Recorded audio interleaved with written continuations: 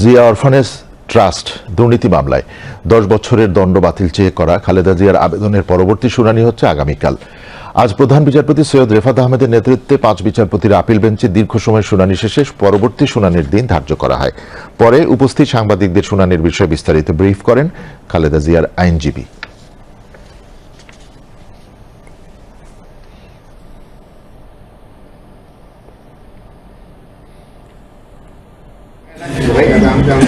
আমাদের অ্যাপিল যেভাবে আমরা করেছি,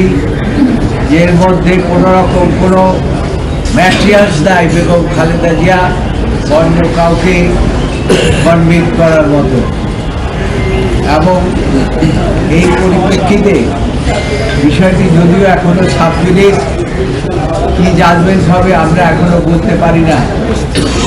তারপরেও আমরা চেষ্টা করছি আদালতকে আইনগতভাবে এবং